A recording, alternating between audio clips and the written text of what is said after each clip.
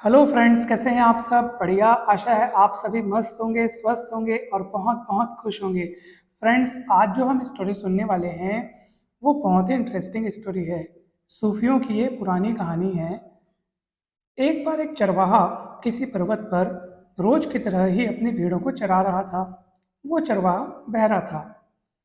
अब दोपहर का समय हो चुका था। उसे बड़ी भूख लगी थी। रोज उसकी पत्नी उसके लिए खाना लाती थी, लेकिन उस दिन खाना आने में बड़ा विलंब हो गया।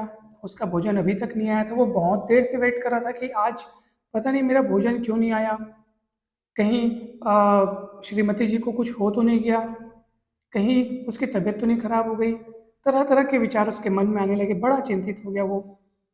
उसने सोचा कि भाई मुझे स्वयं चलकर देखना चाहिए कि क्या हुआ, आज का भोजन आया क्यों नहीं। तो वो घर जाने का निर्णय लेता है और घर जाने की पूरा तैयारी करता है। अब घर तो वो जाना चाहता है, मगर इतनी सारी भेड़ें हैं, उनको किनके संरक्षण में छोड़े, ये भी तो प्रश्न था। तो उसने देखा कि पेड़ पर एक लकड़हारा लकड़ी काट रहा है। तो अब उस लकड़हारे के पास वो जाता है और उसको बोलता है कि भैया, तुम मेरी भेड़ों का ध्यान रखना, मैं घर जाता हूँ और भोजन करके आता हूँ।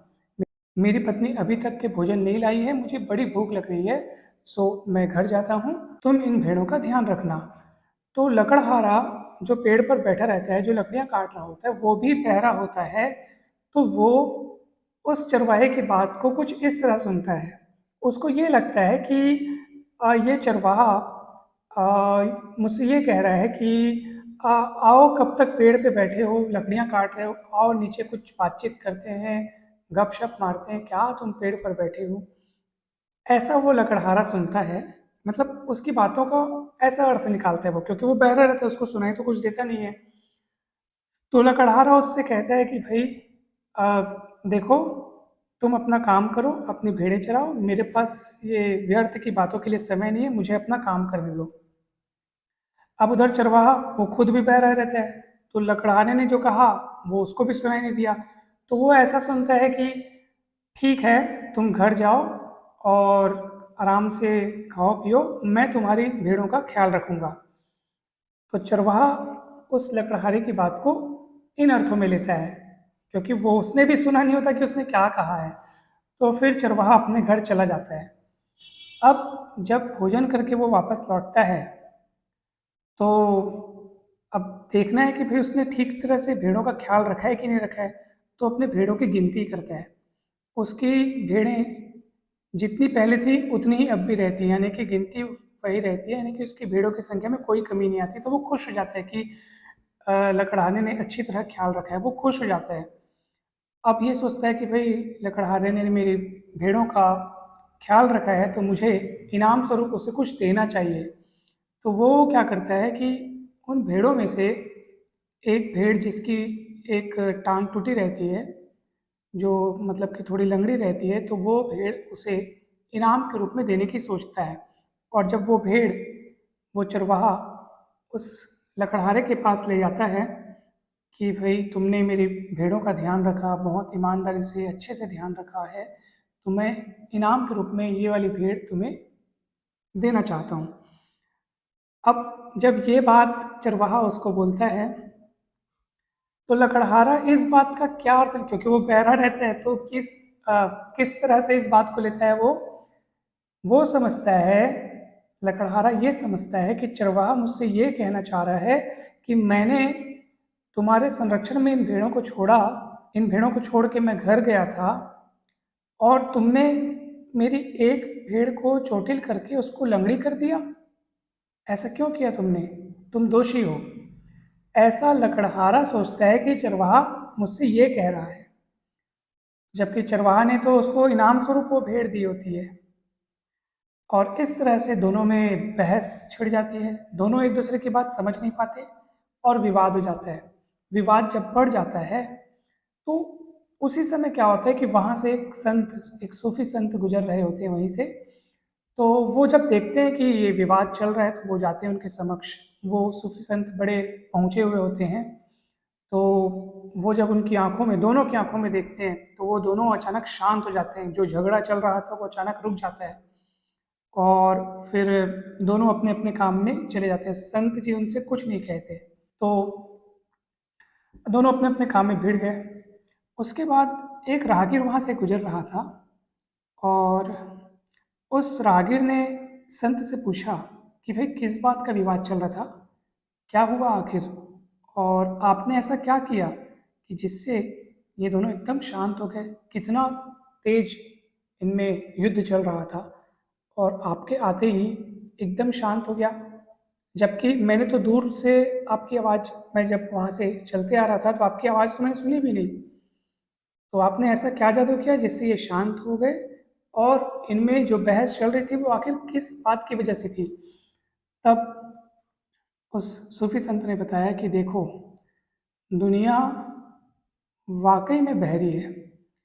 ये दोनों तो सच में कान से बहरे थे, लेकिन हम सभी मनुष्यों का यही हाल है।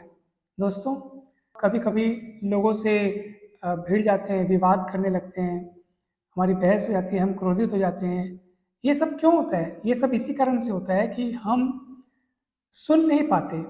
अब आप कहेंगे सर सुनते तो हैं, हमारे कान हैं, हम सुन सकते हैं, हम बहरे नहीं हैं। सुनने का अर्थ वो नहीं है जो हम सुनते हैं। सुनने का अर्थ ये है कि सामने वाले ने जो कहा, हम उनको उन्हीं अर्थों में एग्जैक्ट नहीं सुनते, हम तो उनका वो अर्थ लगाते हैं जो हम लगाना चाहते हैं। अर्थात मनुष्य सामने वाले व्यक्ति के द्वारा कही हुई बातों का वही अर्थ लगाता है जिस तरह के भाव उसके मन में चल रहे होते हैं।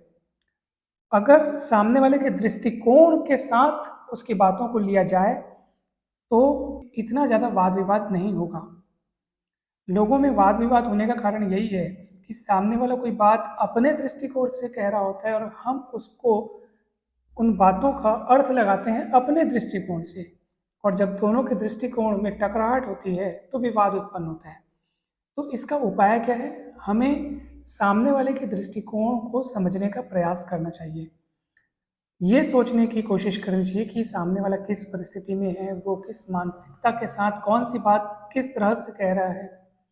अगर वो क्रोधित भी हो रहा है तो हमें सोचने का थोड़ा सा प्रयास करना चाहिए कि कहीं वो कहीं से परेशान होकर या आहत होकर तो नहीं आया है जिसकी वजह से वो इतना क्रोध कर रहा है। किसी चीज़ के बारे में अगर वो राय दे रहा है तो क्यों दे रहा है, और हम, हमारा मस्तिष्क वही सुनने को तैयार रहते हैं जो हमने अपने माइंड में जिस तरीके की प्रोग्रामिंग कर ली होती है।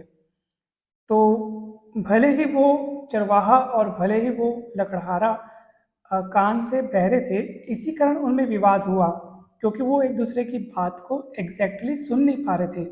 हम लोग तो सुनते हैं, हम लोग तो सुन लेते हैं, बावजूद विवाद होता ही है। सुनने के बावजूद विवाद हो रहा है, इसका कारण यह है कि हम सुनते हैं लेकिन समझ नहीं पाते हैं अर्थों के साथ। और वो भी कौन से अर्थ? जिन अर्थों में सामने वाला कह रहा है, हम तो उन अर्थों में समझते हैं जो अर्थ हमारे अपने बनाए हुए हैं, जो दृष्टिकोण हमारा है। और हमेशा हम उन बातों का वही अर्थ निकालते हैं जिस तरह से हमारे मन में उस समय जो भाव चल रहे होते हैं। आप स्वयं देखिएगा दोस्तों, कई बार जब आपका मन बहुत अच्छा और खुश रहता है, उस समय आपको किसी बात का बुरा नहीं लगता। आप जस्ट लिव इट, यानी कि छोड़ो जाने दो की स्थिति में रहते हैं। कोई आपको कुछ बोल भी दें तो आप मुस्कुरा देते हैं। कई बार ऐसा होता है। और कई बार ऐसा भी होता है कि आपको थोड़ी सी बात का भी बुरा लग जाता है। कई बार ऐसा होता है। क्यों? क्योंकि उस समय आपके मन की स्थिति वैसी होती है, तो आप उसको उसी बात, आप सोचेंगे कि ये मुझे चोट पहुंचाने के लिए ये बात बोली गई है, क्योंकि आपकी जो प्रोग्रामिंग है उस समय की, उस समय जो चेतना का स्तर है वो वैसा ही ढला हुआ है कि सामने वाले की बात का आप हमेशा अपनी चेतना के अनुसार ही अर्थ निकालेंगे। तो चेतना का स्तर अगर उच्च है तो सामने वाले की बात का हम बुरा नहीं मानेंगे।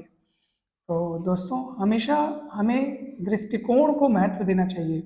इससे हम गलत फहमी में भी नहीं रहेंगे, विवाद उत्पन्न होने का कोई चांस नहीं रहेगा, और जब विवाद उत्पन्न होगा नहीं तो हम हमेशा शांत बने रहेंगे और खुश रहेंगे। सो आज के वीडियो में इतना ही दोस्तों। मैं आशा करता हूँ कि वीडियो आपको काफ़ी अच्छा लगा होगा, और thank you so much. Video अच्छा लगा हो तो लाइक करें, चैनल को सब्सक्राइब करें, वीडियो को शेयर करें, और आपको एक बात और बताना चाहता हूँ कि इस चैनल के अतिरिक्त हमारे 2 चैनल और भी हैं।